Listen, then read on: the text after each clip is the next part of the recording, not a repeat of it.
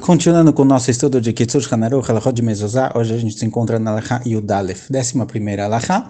Essa Halachá e a próxima Halachá, elas tratam de portas específicas um pouco diferentes, então teremos aqui duas fotos para acompanhar, para entender um pouquinho melhor o que está acontecendo. Então vamos lá, fala Kitzur Hanaruch. אין הפתח היה במזוזה, אלא אם יש לו שתי מזוזות גבוהות לכל הפחות 10 טפחים ומשקוף על גביהם. Para que uma porta tenha sobre ela a obrigação de ter mezuzá, ela precisa ter duas mezuzot. Mezuzá são dois batentes, umbrais, e também um mashkof, o travessão que fica em cima da porta. Esse travessão não precisa ser algo específico do batente, pode ser até o teto da casa. Qualquer cobertura, ou seja, tem que ser uma porta que ela é fechada em cima, ela tem um teto. ואפילו אין המזוזות מעצים או מאבנים אחרים, רק שכותלי הבית בעצמם הם המזוזות, ועליהם התקרה, גם כן חייב.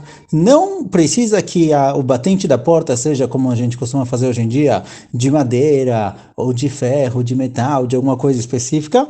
Podem ser, às vezes, duas paredes da porta e o próprio teto da casa.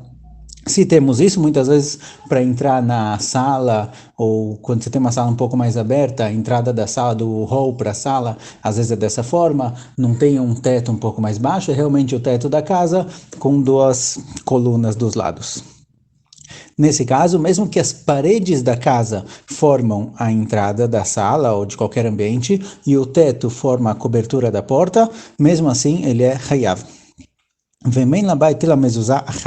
Porém, o que acontece se só tem um batente e não dois? Aqui, quem quiser acompanhar, tem uma foto para entender melhor o que está acontecendo. Kegon, shemitzad echad over hakotel lehalan, kazé. Ele escreve aqui kazé, como tá mostrado, porque no próprio Kitzur Hanaruch tem um desenho, mas ele fala o seguinte: o que acontece se só temos batente de um dos dois lados, ou seja, a gente tem uma parede comprida e no meio dessa parede comprida existe uma porta, um batente com o travessão, a mezuzá com o mashkof. Porém, essa parede, ela segue reto porque ela é a continuação, ela é a parede do próximo ambiente. Imemitzad smol ptura. Se o batente se encontra do lado esquerdo de quem está entrando, ou seja, se do seu lado direito você vê uma parede comprida, chega em um momento onde você tem uma parede que fecha o ambiente que você se encontra, e para passar para o próximo ambiente você tem uma porta, um vão, que seria meio que um buraco na parede que está na sua frente, que a gente vai chamar ele no caso de porta. Se a parede se encontra do seu lado direito, ela segue em frente até o próximo ambiente, e o batente é do lado esquerdo, patur, não tem obrigação de colocar mezuzá, porque como a gente viu, a mezuzá tem que ser colocada do lado direito de quem entra, e não do lado esquerdo. Então, se é uma porta que só tem batente do lado esquerdo, não tem obrigação de pôr mezuzá. Vem mitzad yamin. Porém, se o batente é do lado direito e a parede continua do seu lado esquerdo, aqui temos dúvida se tem obrigação de pôr mezuzá ou não. Porque por um lado tem batente direito, porém por outro lado só tem um batente. O pastor diz al mezuzot beitecha. A priori, para ser chamado de porta, tem que ter dois batentes e o travessão em cima. Então, aqui a gente fica numa dúvida se tem por mezuzá ou não, então se coloca mezuzá sem brachá. Vesh leková bela brachá. Fala o próprio Kitzur Hanaruch, deve-se colocar a mezuzá, porém sem fazer brachá. Ou sheikbea leachar sheikba bepetach hamechuyav vivarech viftor gam etzot. Outra opção para fazer é colocar numa porta que tem obrigação de colocar mezuzá. Lá você vai colocar mezuzá com brachá, alguma outra porta da casa, e depois que você colocou lá com brachá, você coloca nesse lugar que existe dúvida se tem que fazer brachá ou não. Assim, de qualquer jeito, a brachá que foi feita para a primeira mezuzá é válida também para o segundo lugar. Assim também, em todo lugar que tem dúvida, em toda porta que existe alguma dúvida se tem obrigação ou não de colocar mezuzá, o ideal é que se coloque a mezuzá com brachá num lugar onde tem obrigação com certeza, e logo depois, se baseando na primeira brachá, colocar também no segundo. Essa foto que nós temos aqui, ela foi tirada do livro do Chaim Dish sobre mezuzá. próxima alahá, alahá yudbet.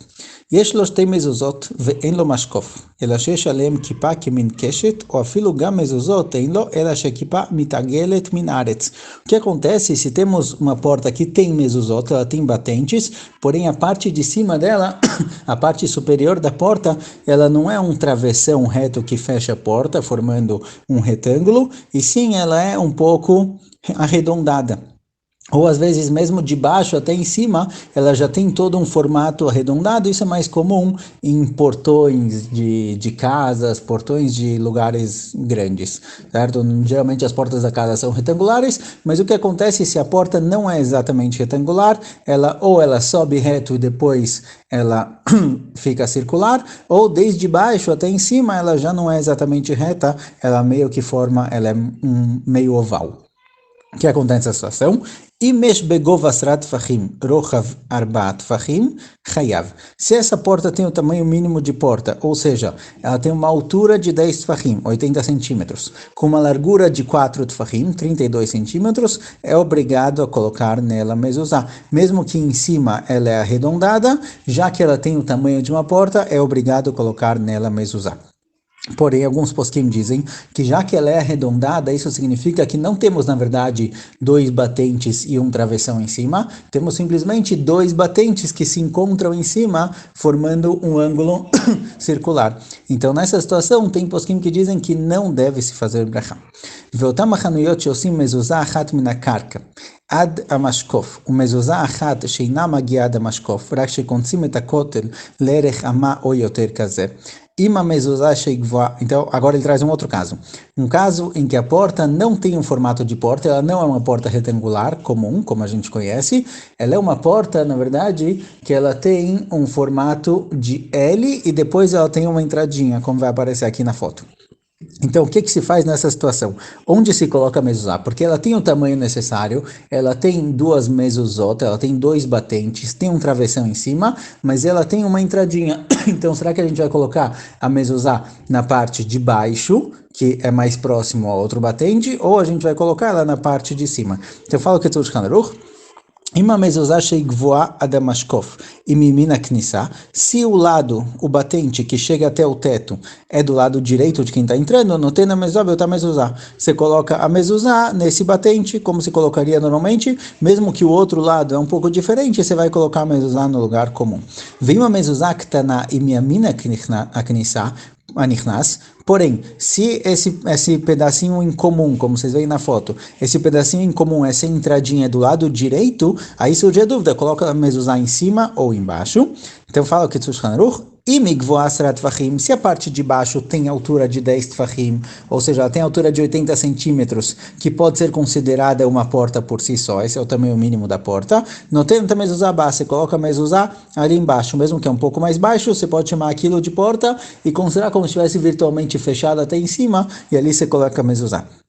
Vem porém, se essa parte de baixo, esse murinho de baixo, não tem 10 tfachim, ou seja, ele não pode ser considerado como porta, você coloca na parte de cima, na parte mais larga, porque somente lá, que é um pouco mais alto, vai ser considerado um batente. Uma porta que ela não tem 10 tfachim, ela não é considerada porta. Então, aquelas portinhas que tem, às vezes, para o gato, para o cachorro entrar, aquilo não é chamado de porta. Também que não serve para seres humanos, mas aquilo não é chamado de porta, porque é muito pequeno. A porta tem que ter no mínimo 80 centímetros por 32 centímetros de largura.